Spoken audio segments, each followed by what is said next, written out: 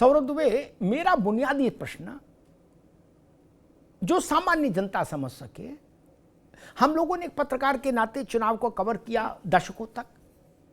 हम जानते हैं कि एक अनंतिम वोटर लिस्ट चुनाव आयोग जारी करता है, पॉलिटिकल पार्टीज को भेजी जाती है कि भैया देख लो, जांच परख लो, कोई शिकायत हो तो लिखित पढ़त में आ जाओ।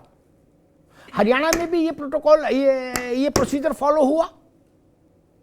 हरियाणा प्रदेश कांग्रेस ने एक भी अपील दायर नहीं की कि ये लड़की, एक जो ब्राजील की है, कहाँ नाइजीरिया की है, जहां की भी है, बोले इसकी फोटो 22 जगह है। ये तो देखना चाहिए था भूपेंद्र सिंह हुड्डा और उनके लोगों को। नहीं, चुनाव आयोग लिस्ट भेजता है तो उस पर क्या समोसा रख के खा लेते हैं क्या? लिस्ट से क्या करते हैं फिर? आज प्रेस कॉन्फ्रेंस करने की नौबत आई है तो उसी दिन प्रेस कॉन्फ्रेंस कर देना चाहिए था, जिस दिन लिस्ट हाथ में आई।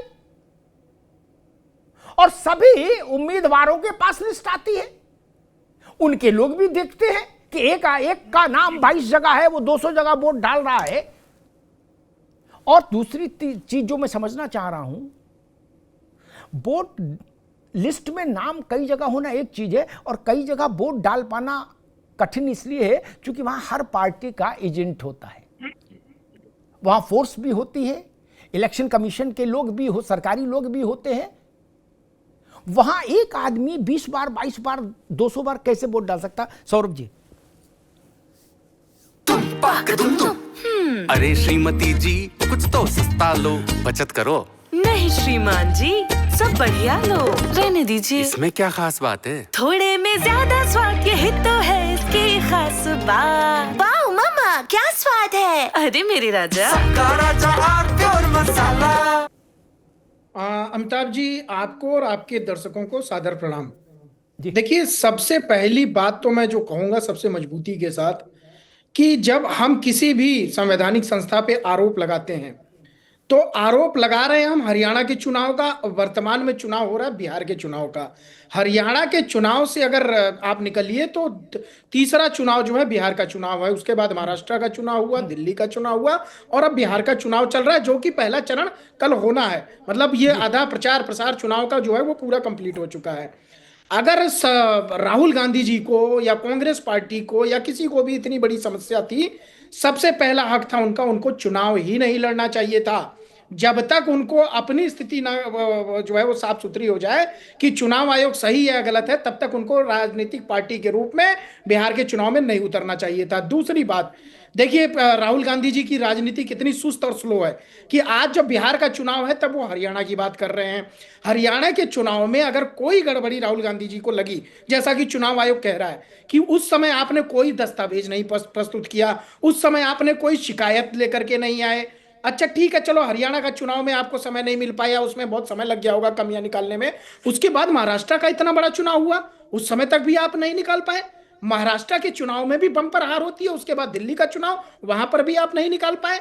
देखिए, इस बात को हम सभी को एक्सेप्ट करना चाहिए कि चुनाव आयोग जब से देश आजाद हुआ और आज तक चुनाव आयोग जो है वो कहीं ना कहीं उससे गलतियां हुई हैं। वोटर लिस्ट को लेकर के हमारे पिताजी का नाम हो चाहे मेरा नाम हो, कई बार ऐसा हुआ है कि दिल्ली में मेरा नाम चल रहा है, मैंने अपने घर, मेरा उत्तर प्रदेश में, मैंने वहां से नहीं कटवाया तो मेरा नाम वहां भी चढ़ा हुआ है। इस तरह की त्रुटियां जो है वह राजनीतिक पार्टियों का काम है इस तरह की त्रुटियों को एक साथ मिल करके बैठ करके दुरुस्त करना, बजाय कि आप आरोप लगा रहे हैं। आरोप लगाने से अच्छा ये है कि चुनाव आयोग के साथ बैठिए और गंभीरता से इन त्रुटियों को जो है वो दूर करने का प्रयास करिए। ठीक है, ठीक है। राज शर्मा साहब के पास चलूंगा।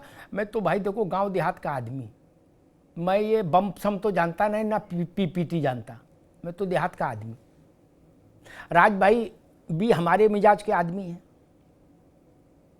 तो पहले क्या होता था, जब हैंड कंपोजिंग होती थी ना राज भाई, तो शादी ब्याह कार्ड का छापा डाल के वो दे जाता था प्रिंटर, कहता था भैया घर एक रात घर रखो, इत्मीनान से एक एक अक्षर मिला लो, प्रूफ पढ़ लो, ठीक? क्योंकि छपने के बाद फिर हल्ला ना मचाना कि पिताजी की जगह माताजी का नाम और माताजी की जगह बाबा का नाम, बोलिए नहीं चलेगा, फिर उस वक्त नहीं सुनेंगे। लड़का की जगह लड़की और लड़की की जगह लड़का नाम ना, खूब प्रूफ मिला लो उसके बाद कार्ड छाप के घर दे जाएंगे। मुझे लगता है सरल भाषा में वैसे ही काम मतदाता सूची का होता है। चुनाव आयोग 2 बार आपको प्रूफ पढ़ने के लिए भेजता है। क्या अब आप उसमें मूंगफली खा लो, उस पर लाई चना खा लो, उस पर चटनी डाल के समोसा खा जाओ, ये तो आपकी इच्छा है। लेकिन बाद में जैसे कार्ड छापने वाला कोई विवाद बाद में इंटरटेन नहीं करता, क्योंकि वो कहता कि आपको विवाद उठाने के लिए अवसर दिया था, आपने नहीं उठाया, वही चीज इस पे लागू नहीं होगी। जब ये लिस्ट गई हरियाणा प्रदेश कांग्रेस कमेटी के पास, तो वहां बड़े बड़े विद्वान हैं, उन लोगों ने ये नहीं देखा कि एक इस बच्ची की फोटो 22 जगह है, और अगर नहीं देखा तो वो क्या कर रहे थे, सत्यनारायण कथा में बैठे थे क्या राज भाई? दादा, मैं अब जब बात आ गई और आज ब्लंटली होके कहूंगा, जी ये सिर्फ इसी तरह का सवाल है जैसे सारा ब्लेम चोरों को भी नहीं देना चाहिए, घर के मालिक को भी देना चाहिए कि वो ताला सही से क्यों नहीं लगा के गए और बिना बताए क्यों नहीं गए। जी हाँ, ठीक है ना, इसमें ठीक है, हम लोग लिस्टें आई होंगी, नहीं देखी होगी, ये चलन नहीं चला था। आप अभी एक शब्द भी कह रहे थे, लिस्ट ना रहे भैया, ये हम जिसको चुनाव लड़ना होता है वो लिस्ट 100 दफे देखता है कि मेरे आदमी का वोट कटा तो नहीं। नहीं वो ठीक है, वो तो हाँ सभी देख रहे होते हैं, मैं बता रहा हूँ आपको। जी। एक सवाल अभी ये भी चला था और वो आपने भी कहा और वैसे बीजेपी के प्रवक्ता भी कह रहे, बल्कि आपने नहीं कहा, सॉरी, ये चुनाव आयोग ने भी कहा एक बात कि इनके एजेंट थे वहां पे, कैसे हो गया क्या हो गया। तो एक और बात पहले मेक इट क्लियर, कोई भी पार्टी हो चाहे मेरी हो, वहां पे एजेंट बता किस चीज पे मशहूर रहते हैं अपने को, समोसे खिलाना। वो सोचते हैं पोलिंग एजेंट वाले जो बने उनको, वो जो प्रिसाइडिंग अफसर आए उन्हें खिला दो, दरोगा जी को दे दो, उनसे नंबर ले लो, इसके सिवाय एजेंट का, वैसे एजेंट का कोई काम नहीं है। सच्चाई, वो जमाने गए भाई। ये अब इंटेंशनली शुरू हो जाए कि नहीं अब मुझे डालना है, मेरे जैसा व्यक्ति एक वोट डालता है, मुझे अपनी इज्जत का बड़ा है, दरोगा जी ले जाएंगे, गलत पकड़ लिया, दरोगा जी ले जाएंगे, 5 बजे तक बैठा लेंगे, मेरी इज्जत 5 वर्ष तक तो नहीं आने वाली वापस।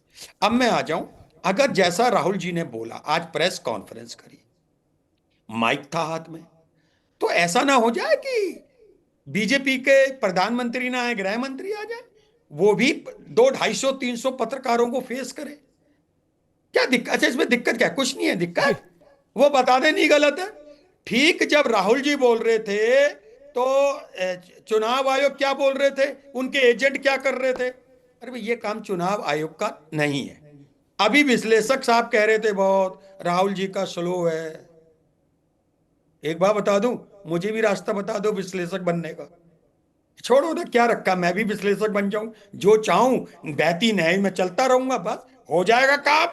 मगर याद रखना सौरभ भाई, इस देश को बचाने के लिए हर कोई पार्टी का प्रवक्ता कहता है मीडिया बचाए, मीडिया बचाए, नहीं, आप विश्लेषकों का भी एक दायित्व बनता है। आप गलत मत बोलो, विपक्ष के नेता ने एक बयान दे दिया, आप उसको आइए, अभी आइए और बोलिए।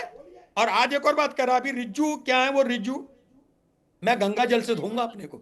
जो आदमी कह दे सनातन धर्म की सरकार का मंत्री कि मैं गाय का मांस खाता हूं, उसको तो जिस माइक को छू ले कम से कम 320 फीट तक, तो वो अछूता है मेरे लिए, मेरी नजर में।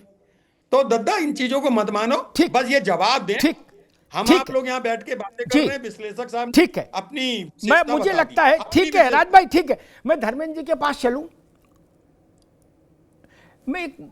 मुझे लगता है इससे सुंदर लोक जीवन का उदाहरण जो परमात्मा ने अभी मेरे कंठ से सामने रखा नहीं हो सकता इस पूरे परिप्रेक्ष्य में, हो ही नहीं सकता। लोक जीवन का उदाहरण, कार्ड के प्रूफ रीडिंग आती के लिए, और हम तो उस जमाने में पत्रकारिता शुरू किए जब अखबार का भी प्रूफ पढ़ा जाता था भाई साहब, बाद में गलती बताना नहीं चलता, प्रूफ पढ़ने वाले को दस्तखत करने पड़ते थे कि जिसने प्रूफ चेक किया, फर्स्ट प्रूफ किसने पढ़ा, सेकंड प्रूफ किसने पढ़ा, दस्तखत होता था महाराज।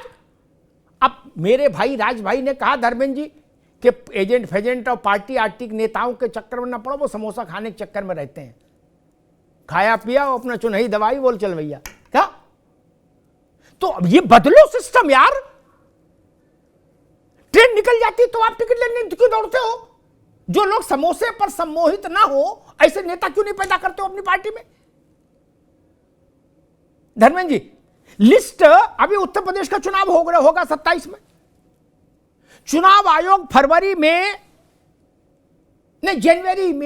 जनवरी में एक आरंभिक सूची जारी करेगा, हर पार्टी को भेजी जाएगी। सुन लीजिए धर्मेंद्र जी, फरवरी के अंत में अंतिम सूची प्रकाशित करेगा। अगर जनवरी से फरवरी तक आप सूची में गलतियां नहीं खोज पाए तो बाद में माइक लेके प्रेस कॉन्फ्रेंस करके आना कोई औचित्यपूर्ण नहीं होगा, है? बाद में हम तो कम से कम आपके साथ नहीं खड़े होंगे, हम कहेंगे सब फर्जी है, बेकार की बात है। उस वक्त समोसा खा रहे थे जब कहा तक देखो, नहीं?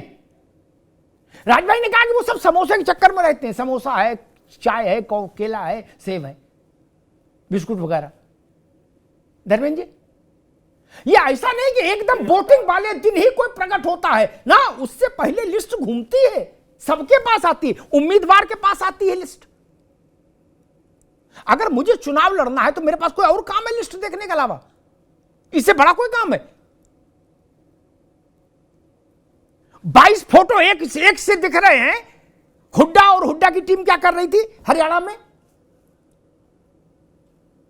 इसका मतलब ऐसी प्रेस कॉन्फ्रेंस बाद में तेजस्वी भी करेंगे।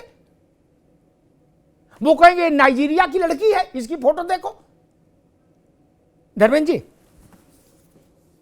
जी नमस्कार अमिताभ जी, हमारे पहले साथियों और आपके दर्शकों को भी मेरा प्रणाम। देखिए, दो बड़ी महत्वपूर्ण बात आपने कहा।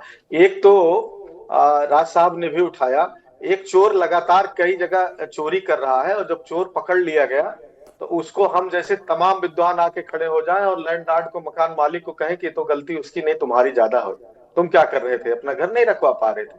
हम आते उससे मूल मुद्दे पर, ये तो बेकार की बात हुई।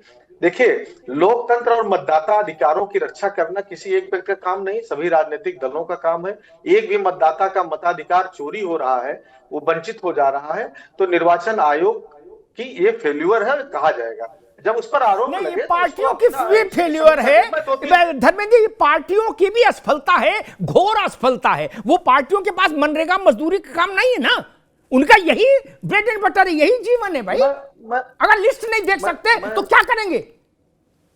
मैं उसी पर आ रहा हूँ। हम लोगों ने बड़ा काम किया है, इसमें बूथ स्तर तक हो रहा है, जो उसमें हमारे सब एजेंट लगे हैं, पार्टी के हमारे पदाधिकारी हैं बूथ लेवल पे।